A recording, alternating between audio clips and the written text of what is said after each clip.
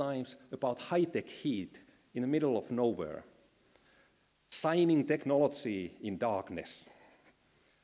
And that is the contrast. They are creating this kind of creative tension that in a place that you would never imagine to have world-leading technology, they are actually doing it every day. And if you have this kind of story and you have leaders who are telling the story, you are also challenging people locally to show to American investors or whoever that we are doing something really great. In Tampere, our story is different. We call it Manchester of Finland, the old industrial town, the place where the heavy industry in Finland started. We are showing all the red brick factories in the city center and saying, yes, there was 3,000 people working in textile industry in this building, but now there is cinema, there are pubs, there are restaurants, and behind the corner, there are a lot of people working in digital media companies. And over there is 4,000 Nokia's R&D people doing research and development to helping Nokia to survive the current crisis. So in our case, we always like to convince each other that we are the place, not all those British towns and cities that went through industrial era and came out of it quite nicely.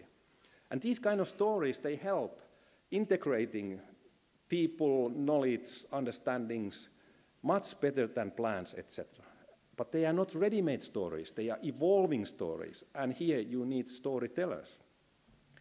We did have in the 80s the CEO of Tampere Science Park or Tampere Technology Center, who was supposed to be directing his science park, and he did, of course.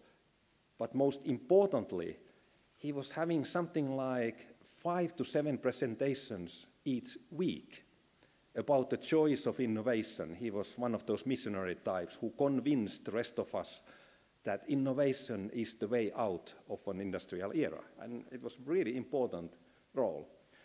And when you see strategic leadership and cooperation as this kind of ambitious, believable, but constantly evolving story, in the end you realize that you are having a strategy that is inductive, that is inducing by nature, that is emerging bottom up all the time when you are doing things, talking to each other, creating the story.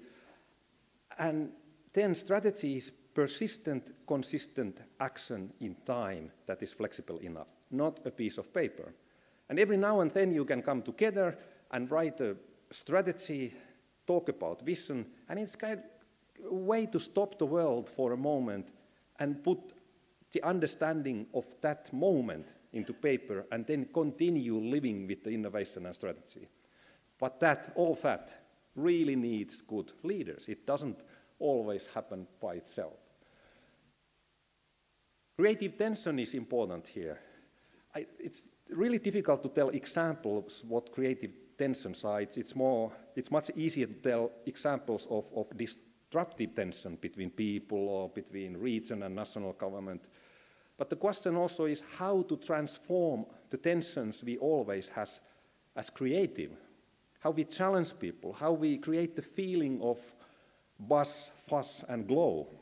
Now I'm quoting a good friend of mine who used to be the economic development director of city of Tampere, and then when he took his job, he was asked, what is the policy you are going to advocate in your very important job? That was the question from the media. And he said, the most important thing, the city of Tampere, and now I want to underline that local government is a big player in Finland with its own resources, slack and financial resources to lead these things. And he said, the most important means or form of policy is to create buzz, fuss, and glow. And everybody thought he's crazy. He's a director of important office with quite a lot of money to do something tangible in a city that is valuing engineering, big things, something you can touch. And after 4 years in his office, after 5 years or so, people started understanding what he was doing. He was exciting people to think differently, and new things started to emerge. And it's important to have a sense of urgency, because these things doesn't wait for us. Quite often we end up having fights in our small localities and regions, but the beauty of it is that nobody else cares about it, and we can fight as much as we want. We don't have to collaborate, and people in the rest of the world don't know about our fights, don't know about us, and don't care. And that's why we have to create good collaboration and come out of our small localities and regions to become visible. I hope this was more useful than not. I never know. Thank you for your attention, and it's great to be back.